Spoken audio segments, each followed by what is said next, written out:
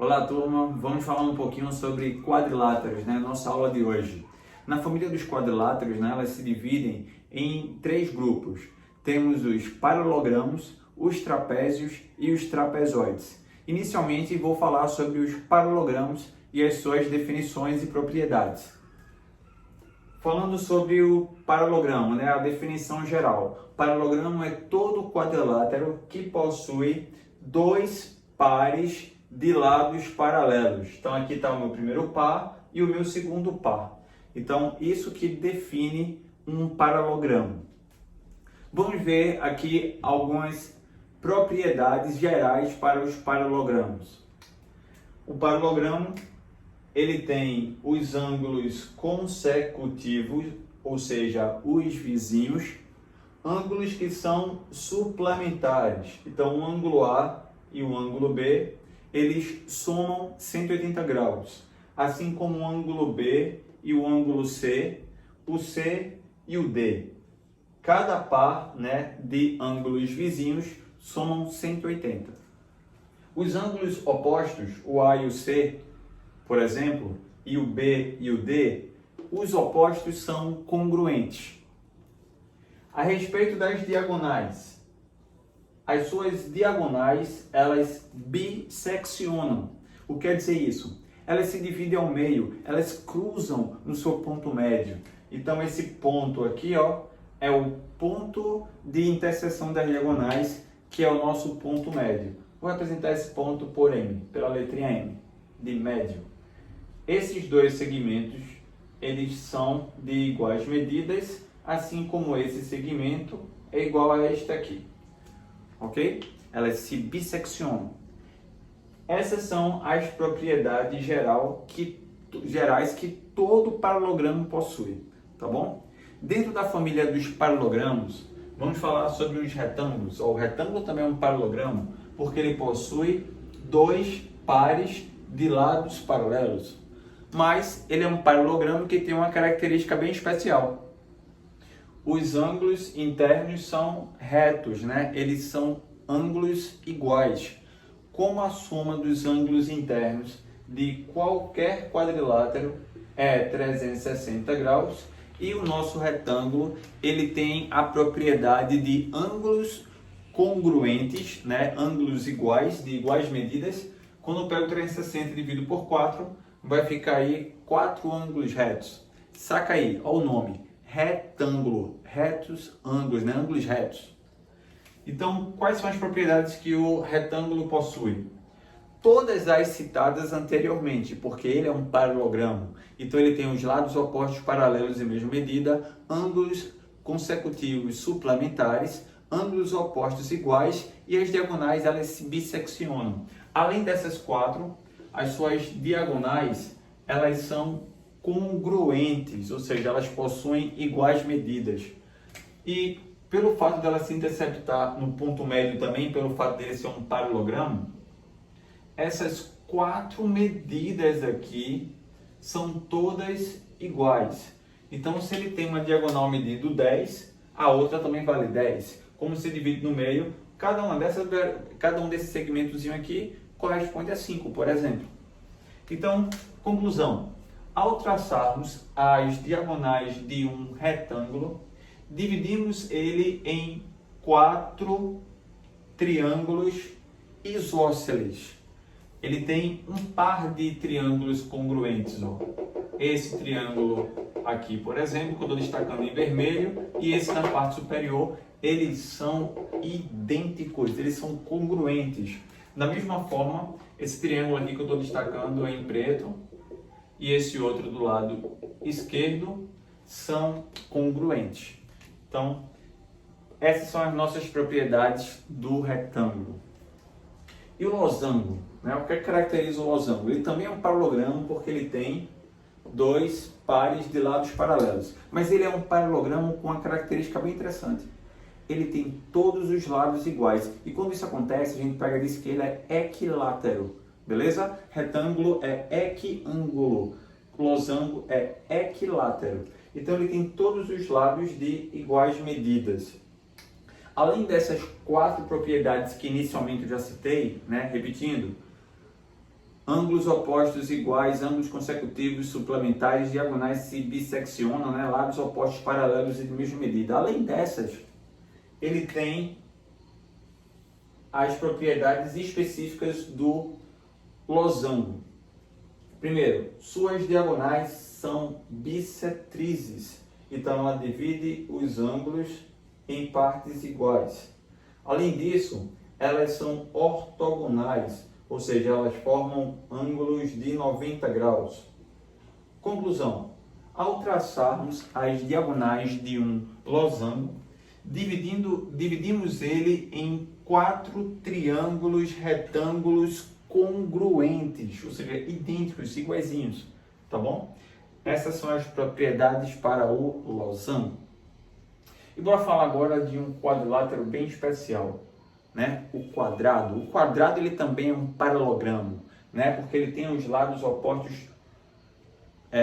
paralelos e de mesma medida. Agora, ele é o paralelogramo, por definição, que ele é retângulo e losango ao mesmo tempo. Ou seja, ele tem os ângulos retos, eles têm ângulos iguais, né? Ângulos congruentes, ele é equiângulo, assim como ele é equilátero. Então, o quadrado, ele é o paralelogramo que ele é retângulo e losango ao mesmo tempo. Tudo bem? E se ele é retângulo e losango ao mesmo tempo, significa dizer que ele tem todas essas propriedades que a gente citou anteriormente, tá bom? Então, as suas diagonais, elas se bisseccionam, elas têm iguais medidas, elas são bissetrizes, elas são perpendiculares entre si e assim sucessivamente. Vê que interessante. O retângulo, a gente viu que ele divide, quando traça as diagonais, que ele é dividido em 4 triângulos isósceles. O losango, 4 triângulos retângulos congruentes.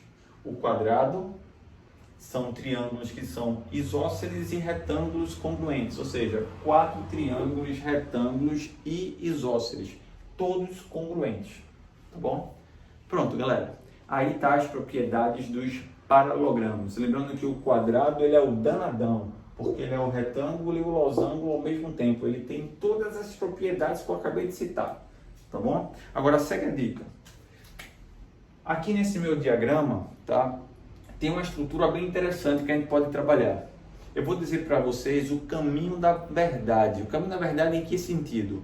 Não é questão de verdadeiro ou falso, para você julgar algum item, né? Uma questão teórica, você pode adotar para a palavra todo esse sentido aqui que eu estou marcando, que eu vou marcar no meu diagrama em vermelho.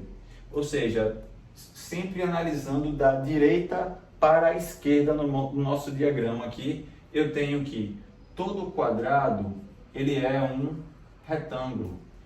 Como todo quadrado ele é losango. Como todo quadrado ele é um paralelogramo.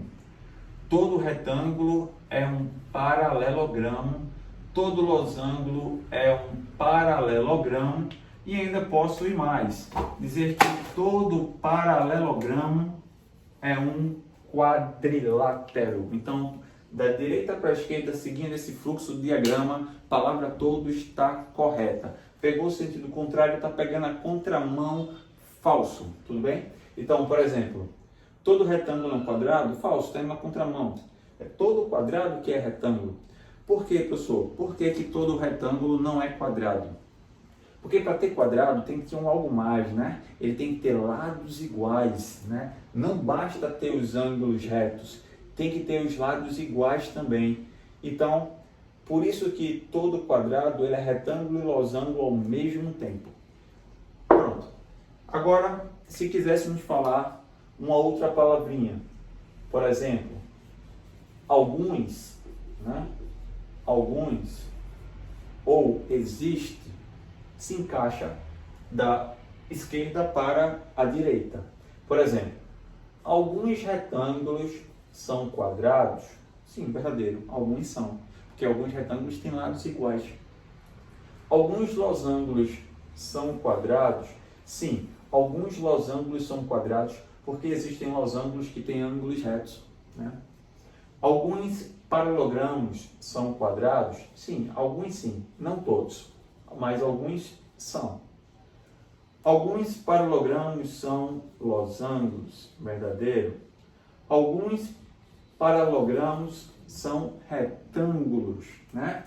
Alguns quadriláteros são paralelogramos. Beleza, tá bom? Tranquilo. Agora, a pergunta vem aí. Vou começar a complicar a cabecinha de vocês. Se a pergunta fosse: existem retângulos que são losangos, né? Lanço aí essa pergunta. E também poderia pensar: existem losangos que são retângulos? A resposta para essas duas perguntas, pessoal, é sim, existe. E a nossa resposta é o quadrado, tá? O quadrado, ele é retângulo que é losango ao mesmo tempo, ou é o losango que é retângulo ao mesmo tempo. Então, existem retângulos que são losangos, como existem losangos que são retângulos. Ou seja, os quadrados satisfazem essa propriedade. Então, fica aí a dica, tá? Estudem esse quadro. Vou sair aqui da tela, se vocês quiserem dar um print para poder estudar direitinho, tá bom? Fica aí à vontade. Pronto, turma. Estamos voltando com o resumão das propriedades do paralelogramo, tá bom? Só recapitulando aqui rapidamente. Paralelogramos, as 4 primeiras propriedades, todos esses paralelogramos possuem lados opostos paralelos e congruentes, ângulos opostos congruentes, ângulos consecutivos suplementares e suas diagonais, elas cruzam-se no ponto médio. Todos os paralelogramos têm essas 4 propriedades.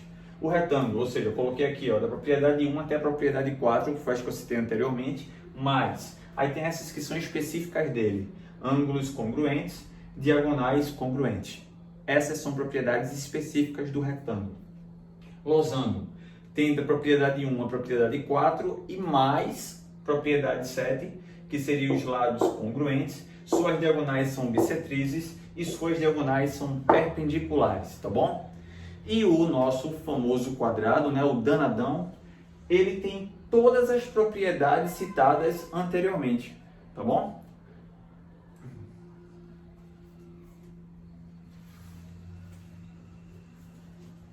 Falaremos agora sobre a família dos trapézios, né? Qual a definição de trapézio? Trapézio, ele é um quadrilátero que ele possui apenas um par de lados paralelos. A esse par de lados paralelos, eles recebem o nome de bases. São as bases do trapézio. O trapézio, ele sempre vai ter uma base que é maior que a outra. Aqui eu estou botando um trapézio ABCD. Esse AB aqui é o que está sendo representado pela base maior do trapézio. Vou representar pela letra B, tá? Então, o Bzão, ele é a base maior. E Bzinho, eu vou representar aqui a nossa base menor. Quais são as propriedades que todo trapézio tem? Os trapézios, ele tem esses dois lados aqui, ó, que são os lados que não são paralelos. Esses lados que não são paralelos, ele vai ter ângulos que eles formam com as bases. Esses ângulos, eles são suplementares. Então, os ângulos que pertencem a um mesmo lado não paralelo, eles somam 180. Então, o ângulo A somado com o ângulo D vai dar 180 graus. Assim como o ângulo B somado com o ângulo C. Esses ângulos também são suplementares, ou seja, também somam 180 graus. Então, ângulos que pertencem a um mesmo lado não paralelo somam 180. Classificação do trapézio. Como é que o trapézio ele pode ser classificado? Bem simples. Ele pode ser classificado como um trapézio escaleno. Isso acontece quando os lados não paralelos possuírem medidas diferentes. Pode ser trapézio isósceles, que é quando os lados não paralelos possuírem iguais medidas. E ele pode ser chamado de trapézio retângulo, que é quando ele possui dois ângulos retos, tá bom? Como é que iria cair isso aí numa questão, ou até melhor, uma boa parte das questões que envolvem trapézio, eu vou dar uma dica para vocês. A gente vai fazer o seguinte, a gente vai projetar a base menor sobre a base maior. Uma boa parte das questões, não são todas, mas uma boa parte das questões vai seguir esse caminho, essa linha de pensamento. Eu vou começar pelo trapézio mais simples de todos, que é o nosso trapézio retângulo. E bora projetar a base menor sobre a base maior e bora ver o que vai acontecer. Essa projeção é uma projeção ortogonal, né? Tem que formar 90 graus. Então, tenho aqui a nossa base maior e lá em cima a nossa base menor. Ao fazermos a projeção da base maior sobre a base menor sobre a base maior, aqui vai ter Bzinho também. O ângulo aqui é lá em 90 graus, tá certo? Acabamos de formar aqui um retângulo. Se eu tenho 3 ângulos retos, obrigatoriamente o quarto tem que ser reto também para totalizar os 360 graus de um quadrilátero. Então, observa aqui a sua direita. Na direita, nós temos um triângulo retângulo. E aí, se eu estou trabalhando com triângulo retângulo, posso trabalhar com 2 conteúdos, pessoal, 2. Ó, tem o nosso velho amigo Teorema de Pitágoras, que pode ser aplicado aqui nesse triângulo. Basta que você conheça a medida de 2 de seus lados. Ou ainda, se você conhecer algum ângulo desse triângulo, você pode usar trigonometria no triângulo retângulo, aquela ondinha lá, seno, cosseno, tangente, tá bom? Então esses são os 2 caminhos que a gente vai fazer para resolver questões de trapézio. Ou seguir por Pitágoras, ou por trigonometria no triângulo retângulo, toda vez que a gente efetuar essa projeção da base menor sobre a base maior. Bora lá, bora supor aqui, ó, tá a altura do nosso trapézio e esse meu pontilhado aqui, que é um dos catetos do nosso triângulo retângulo, também tem a mesma medida que a altura do trapézio. Ora, isso tudo é a base maior, né? Lembra que a base menor ela foi projetada aqui embaixo, ó. Então, esse segmento todo é Bzão. Esse outro aqui é Bzinho. Logo, no lado de cá, é Bzão menos Bzinho. Olha, se eu já sei as bases, já conheço esse cateto. Se eu conheço a altura do trapézio, conheço o segundo cateto. Então, ao efetuarmos Pitágoras, por exemplo, podemos descobrir aí, ó, a hipotenusa desse triângulo retângulo, que é justamente o lado oblíquo do nosso trapézio retângulo, o lado oblíquo.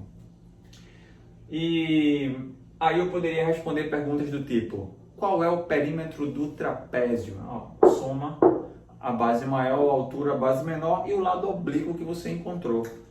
Se não conhecer a altura, mas você conhece esse ângulo aqui que eu estou chamando de θ, usa seno, cosseno e assim por diante. Usa as razões trigonométricas, tá bom, galera?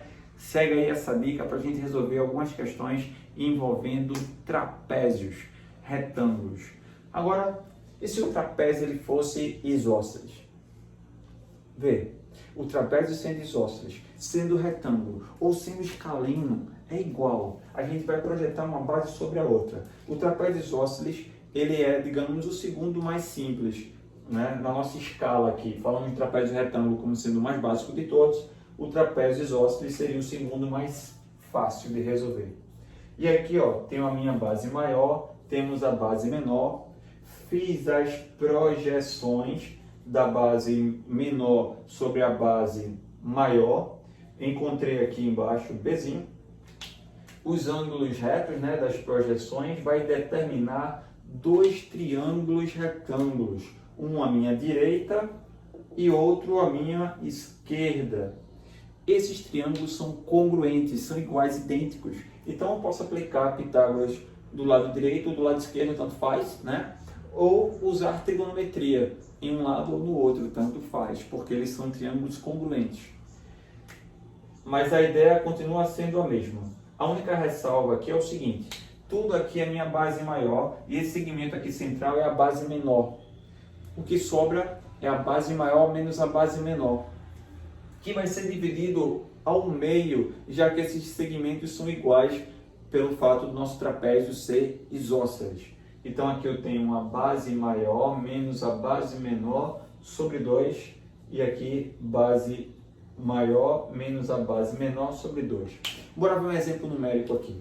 Bora supor que a minha base maior ela tem a medida 15.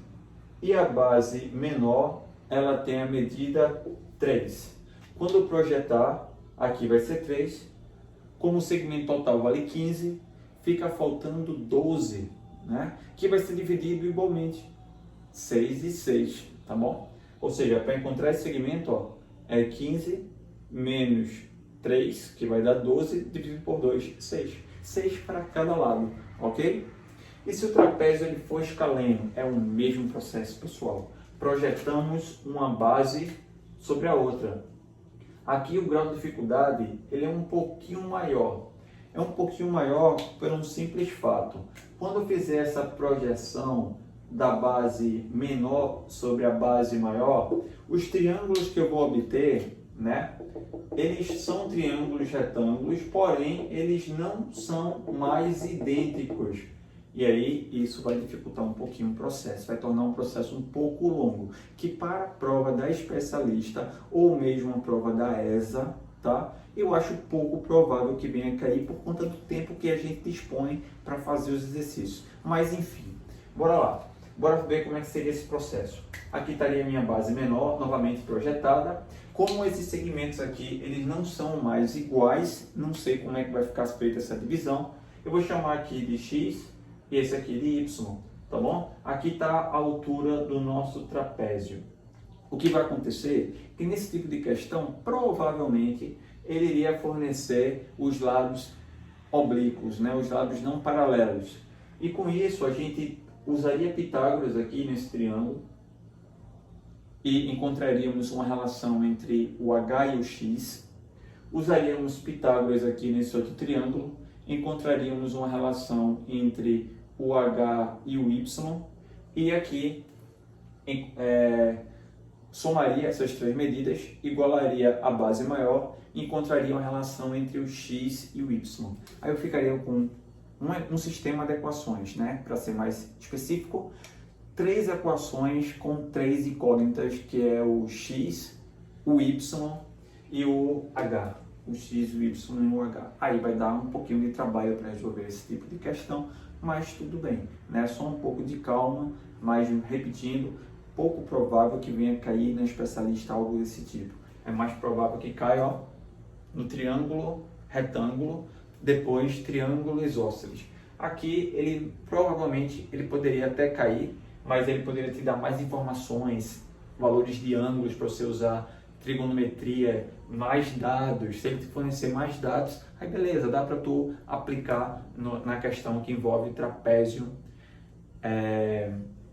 escaleno, tá bom? Só chamando a atenção aqui rapidinho sobre a nomenclatura. Trapézio retângulo. Note que o trapézio retângulo ele tem os lados não paralelos de medida diferente também.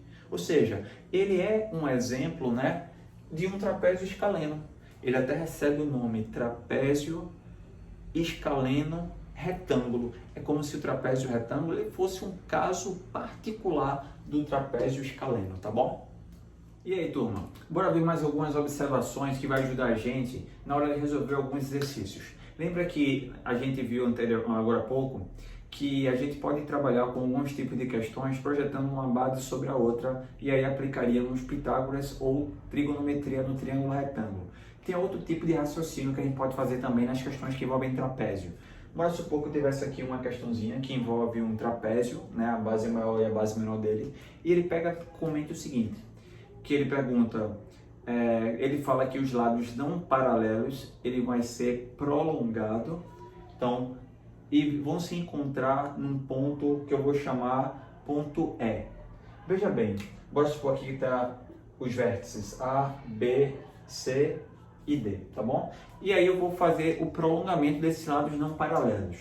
Ora, se esses lados paralelos vão ser prolongados e eles vão se encontrar, ele não pode ser prolongado para baixo aqui, que eles não vão se encontrar nunca. Nesse caso, esse prolongamento ele é feito nesse sentido, e aí esses lados não paralelos se encontram num ponto E. Quando a gente fizer esses prolongamentos, o que a gente vai formar aqui é um triângulo pequenininho e temos também um triângulo maior. Esses dois triângulos têm uma característica bem interessante, eles são semelhantes. Por que, professor, que eles são triângulos semelhantes? esse ângulo A aqui, ele é correspondente ao ângulo D, assim como o ângulo B é correspondente ao ângulo C. É só você lembrar aí da aulinha de paralelismo. Então, o ângulo B é correspondente ao C e o A é correspondente ao ângulo D. E com isso, o ângulo ele é um ângulo que é comum. Ele pertence tanto ao triângulo menor quanto ao triângulo maior. Conclusão, esses triângulos são semelhantes. E aí podemos usar a relação de semelhança. Poderíamos, por exemplo, comparar a altura do triângulo maior com a altura do triângulo menor. Vou chamar aqui Hzão e esse outro aqui Hzinho. E aí poderíamos fazer uma semelhança, por exemplo, entre as bases dos triângulos e as alturas dos triângulos. Ficaria assim: Bzão sobre Bzinho, Hzão sobre Hzinho, né? A base do triângulo maior está para a base do triângulo menor, assim como a altura do maior está para a altura do menor, ok? É outro raciocínio. Tem questões que ele pega um trapézio e traça as diagonais desse trapézio. E ao traçarmos as diagonais, a gente também obtém aqui, ó, vou até destacar, dois triângulos, e esses triângulos também são semelhantes. Ó, o motivo aqui, ó. Esse ângulo, ele é oposto pelo vértice a esse aqui de cima. Já esse ângulo aqui de baixo, ele é alterno interno com aquele outro, né? Ele alterna internamente, já que eu tenho minhas paralelas, e esse de cá, ele é alterno interno com aquele lá de cima. Conclusão, triângulos semelhantes. Novamente, poderíamos comparar as bases com as suas respectivas alturas, tá bom? Mas nesse caso, eu tenho uma relação que é o seguinte: tenho aqui a altura do triângulo maior, Hzão, e a altura do triângulo menor, Hzinho. A relação é a mesma, tá? Essa fórmula, ela se encaixa nesses dois exemplos, né? Desses dois modelos de questão, onde você tem as diagonais traçadas ou quando você tem que fazer prolongamento dos lados não paralelos. A única diferença aqui é que nessa de cá, a altura do trapézio, ele é a soma da altura dos dois triângulos, enquanto aqui a altura do trapézio, ele é a altura do triângulo maior menos a altura do triângulo menor. Então aqui é obtido pela diferença das alturas, enquanto aqui a altura do trapézio é a soma das alturas dos dois triângulos. Mas a relação de semelhança é a mesma nas duas situações, tá ok? Bora falar um pouquinho sobre base média. O que é a base média? Representado por BM, base média. Ora, a base média, vamos pegar dois pontos aqui, que eu vou chamar de M e N. Esses pontos M e N, eles são pontos médios dos lados não paralelos. Então, eles dividem os lados não paralelos ao meio. Esse segmento que é obtido ao unirmos esses dois pontos médios, recebe o nome de base média. Pronto, isso que é a base média do nosso trapézio. Ora, sabe como resolve? Sabe como encontramos a base média? Eu vou ser bem direto aqui, tá, pessoal? Não vou nem demonstrar. Só vou apresentar para vocês a relação. É uma aula de exposição nesse caso aqui. Eu teríamos a base maior mais a base menor dividido por 2. Ó, o nome bem sugestivo, base média. É a média das bases do trapézio. Somou as duas bases, dividiu por 2, acabou de encontrar a base média do trapézio. Temos mais uma relação que envolve os trapézios, que é o chamado segmento de Euler ou mediana de Euler. Esse segmento ele é obtido da seguinte forma. Temos aqui M e N, novamente, M e N, eles são pontos médios. ou seja, ele vai dividir os lados oblíquos em duas partes iguais, então MN é uma base média. Ao traçarmos as diagonais do trapézio, essas diagonais elas interceptam a base média em dois pontos que eu estou chamando aqui de EF. Esse segmento que pertence à base média, que está compreendido entre as diagonais, é que é o nosso segmento de Euler. Esse segmento, ele é a semi-diferença das diagonais. Então, enquanto que a base média é a semi-soma, é a metade da soma, o segmento de Euler, ele é a semi-diferença. Então, aqui está uma outra relação que envolve os trapézios, tá ok? Então, existem questões que ele vai trabalhar com um sistema de equações. Ele vai fornecer a base média, vai fornecer o segmento de Euler e vai perguntar quanto vale as bases do trapézio. Então, é uma questão bem direta. Sabendo a base maior, a base menor, né? Você consegue encontrar facilmente aí esse segmento de Euler. E o que é os trapezoides? Lembra que a gente inicialmente comentou que os quadriláteros, eles são divididos em três grupos, né? Os paralelogramos, que eu já falei, os trapézios, né? Finalizamos agora, e temos os trapezoides. Os trapezoides são aqueles quadriláteros que não possuem um lado paralelo ao outro, ou seja, não existe paralelismo entre os seus lados. E aí, aqui tem um exemplo de uma figura, né, de um trapezoide. Note que esse lado não é paralelo a esse e esse lado não é paralelo a este, tá ok? Aí, existem propriedades gerais que vai envolver para qualquer quadrilátero, aquela que a soma dos ângulos internos é 360 graus, logicamente é aplicado aqui também. Mas, bora para uma outra relação geral que serve para qualquer quadrilátero. Eu estou representando aqui especialmente um trapezoide, mas poderia ser qualquer um outro quadrilátero. Ao pegarmos, vou chamar aqui de P, Q, R e S. Vamos supor que esse P, Q, R e S sejam os pontos médios de cada um dos lados do nosso quadrilátero. Então, vai dividir esses lados em segmentos congruentes. Sabe o que é que é interessante? Que ao ligarmos esses pontos médios, vamos obter aqui um outro quadrilátero. E esse quadrilátero ele é bem especial. É sempre um paralelogramo. Sempre, pessoal, sempre. Independente de quem seja esse quadrilátero ABCD. Isso serve para qualquer quadrilátero. Ao ligarmos os pontos médios dos seus respectivos lados, obtemos um segundo quadrilátero. E esse segundo quadrilátero ele é um paralelogramo. E o que é que esse quadrilátero tem de especial? Primeiro, a área dele é exatamente a metade da área do quadrilátero maior, o quadrilátero original. E o perímetro dele é a soma das diagonais do quadrilátero original. Então, algumas questões, né, você sabendo dessas informações, você consegue fazer até mesmo mentalmente, de cabeça. Basta que você conheça as diagonais do quadrilátero original, que você consegue encontrar quem é o perímetro do quadrilátero em vermelho.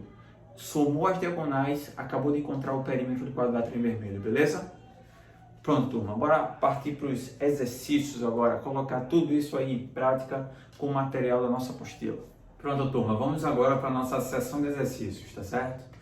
Na apostila, na página 75, tem a questão 31 que diz o seguinte: ele fala de um retângulo, tá? Um retângulo, e diz que a razão entre o seu comprimento e a sua largura é igual a 4 terços. É igual a 4 terços.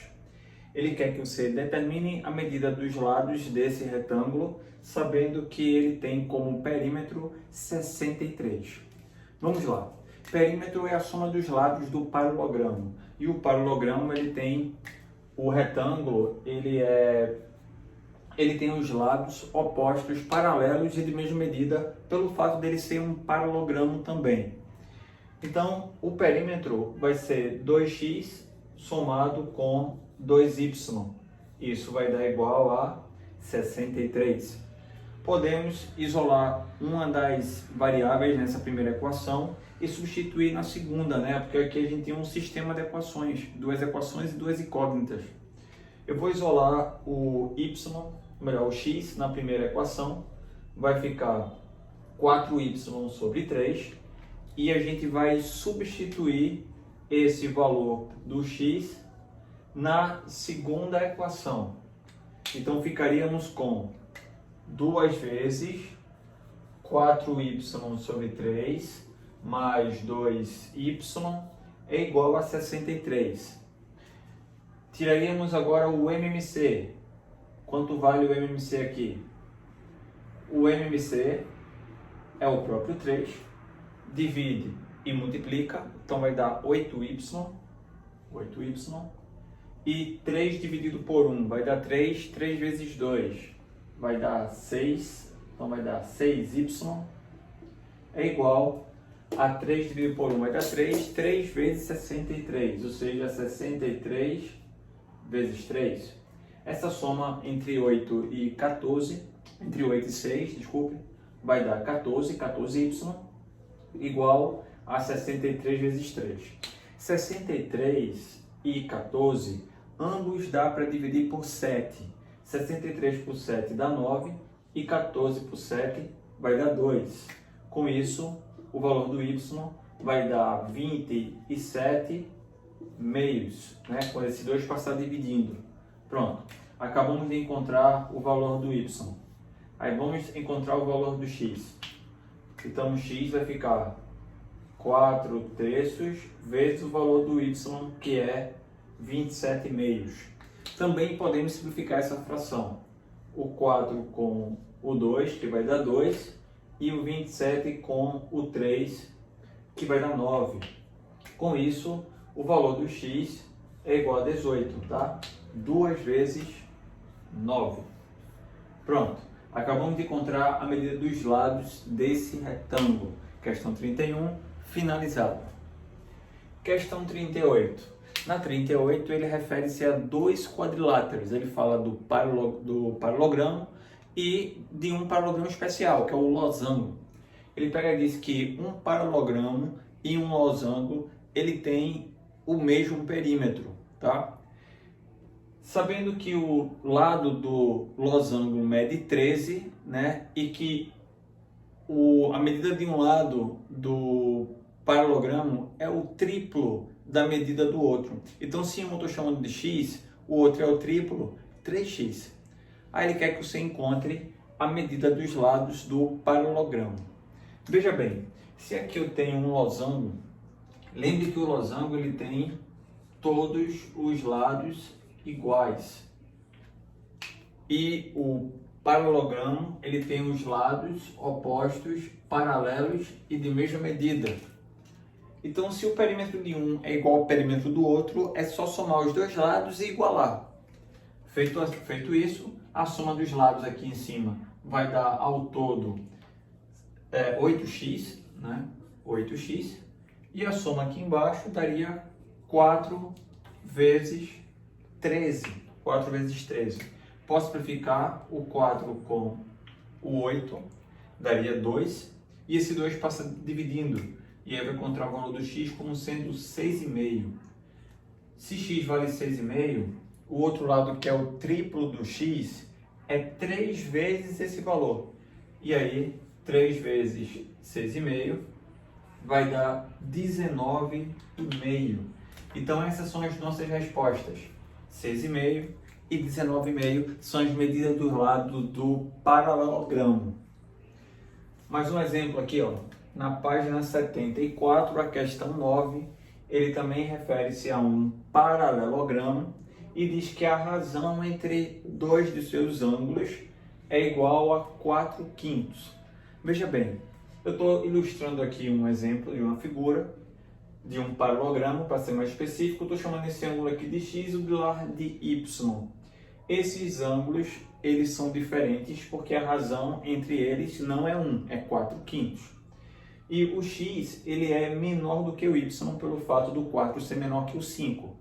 Então, estou botando na minha figurinha o x como sendo o ângulo agudo e o y como sendo o ângulo obtuso. Mas eles somam 180 graus. Vimos que os ângulos consecutivos de um paralogramo, eles são suplementares. Então, eles somam 180 graus. E aí você resolve esse sistema de equações e encontra a medida de cada um dos ângulos. Eu vou também fazer pelo método da substituição. Vou isolar o x, vai ficar 4y dividido por 5, basta passar o y multiplicando e substituir na segunda equação. Vai ficar 4y sobre 5 mais y é igual a 180. Tira o MMC vai dar o próprio 5. 5 dividido por 5 vai dar 1. 1 vezes 4y vai dar 4y. 5 dividido por 1 vai dar 5. 5 vezes y, 5y. E 5 dividido por 1 vai dar igual a 5 vezes 180. Então, 180 vezes 5. Tá bom? Lembra que aqui embaixo, ó, tem um 1 que está subentendido, tá ok? E aí eu tenho o seguinte. A soma vai dar aqui 9y igual a 180 vezes 5. Eu vou simplificar o 9 como 180. Isso vai dar igual a 20. Com isso, eu vou encontrar o valor do y como sendo 100 graus. E o x, como eles são suplementares, o x vale 80 graus. Essas são as nossas respostas, né? O valor da medida dos ângulos do paralogramo. Lembrando que ele tem 4 ângulos, né? Tendo 4 ângulos, um deles vai valer 80, o outro vai ser 100, o outro vai ser 80 e novamente o próximo 100, tá certo? Eles vão sair alternando aí, já que os opostos são iguais e os seus vizinhos são suplementares. Pronto, mas vamos para mais algumas questõezinhas aí, agora envolvendo trapézios. Na questão 4 da página 74, ele diz o seguinte, ele comenta sobre um trapézio e ele diz que a base média de um trapézio mede 14, a base média do trapézio vale 14. E o segmento desta, compreendido entre as diagonais, medem 3. Aí ele quer saber qual é a medida das bases desse trapézio. Vamos lá. Então, ele diz que a base média vale 14, a base média seria esse segmentozinho daqui, que ela é obtida pela média aritmética das bases. Então, isso vale 14. E o segmento da base média, que está compreendido entre as diagonais, mede 3. Esse segmento que pertence à base média, que está compreendido entre as diagonais, vimos que é o segmento de Euler. E esse segmento, que lá na nossa teoria eu representei ele por EF, ele é a semidiferença das bases. Ele é a base maior mais a base menor dividido por 2. Pronto, turma, temos novamente aqui um sistema de equações. Feito meio pelos extremos aqui, eu vou obter a primeira equação, que a soma das duas bases vale 28. Fazendo meio pelos extremos, eu vou ter que a diferença entre as bases é igual a 6.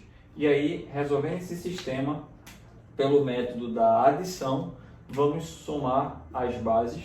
A base maior vai ficar o dobro, né?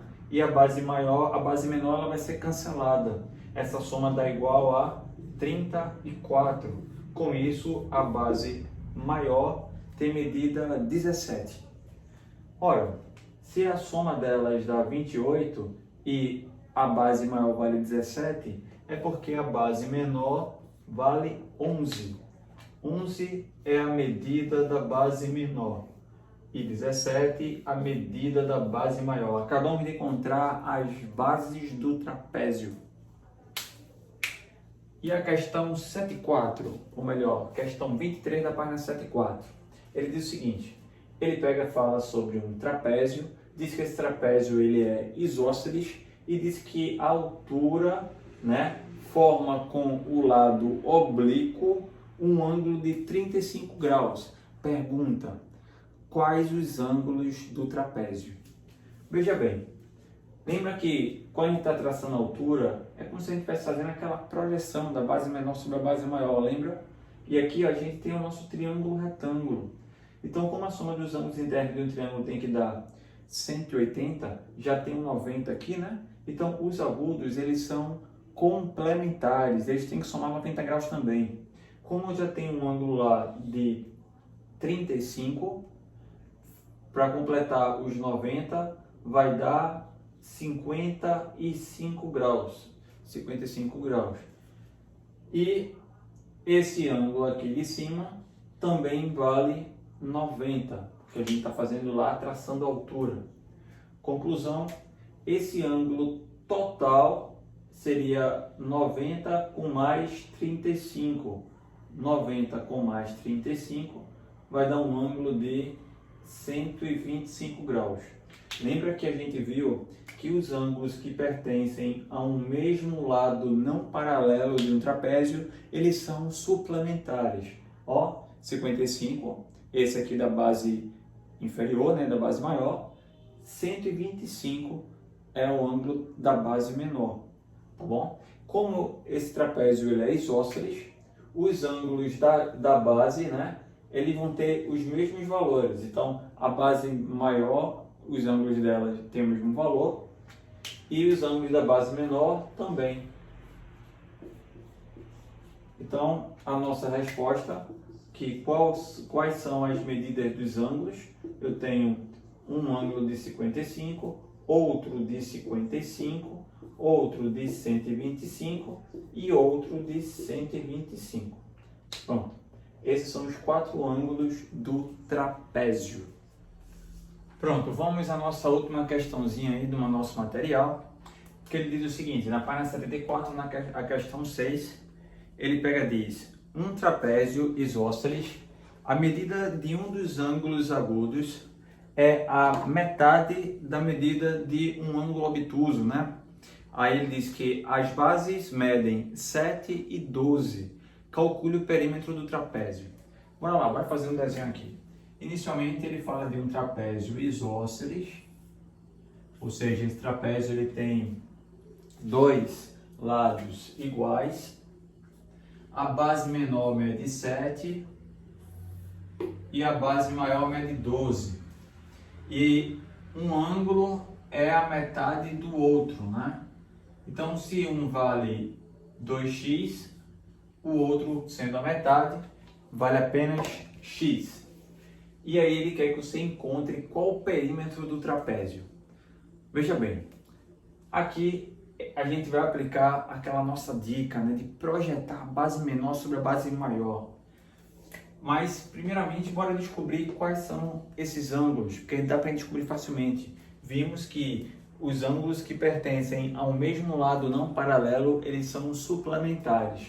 Sendo assim, ao somarmos x com mais 2x, isso vai dar igual a 180 graus.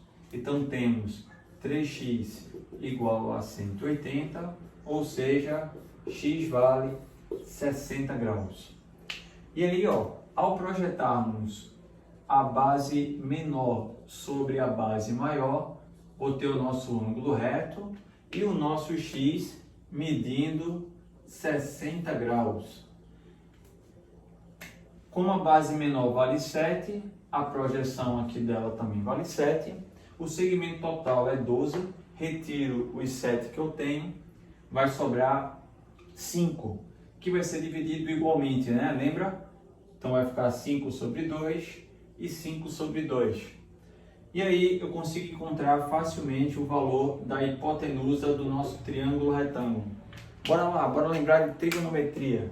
Eu tenho aqui ó, um cateto que é o cateto adjacente ao ângulo de 60 e o y é a hipotenusa. Então eu posso usar a razão cosseno.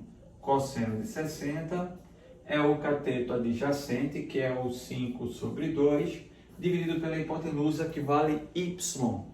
Aí o cosseno de 60, lembrando a lei da nossa tabelinha dos ângulos fundamentais, vale meio.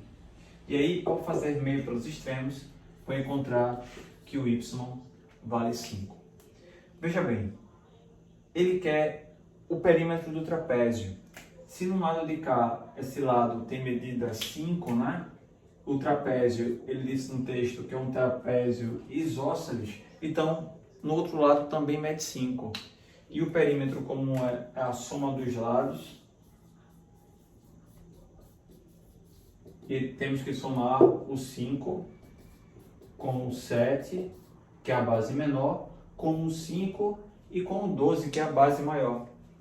Então, nessa soma, vai dar 5 com o 7 dá 12, 12 com mais 12 lá, 24, e 24 com 5, 29. 29 é a nossa resposta. Pronto, turma. Por aqui a gente finaliza a nossa aula, né? Conto aí com o estudo de vocês para resolver as outras questões que ficaram no módulo e aí a gente tira dúvida no nosso grupo, tá bom? Um abraço aí a todos, bom estudo, espero que tenham aí relembrado alguns conceitos importantes do nosso assunto de quadriláteros.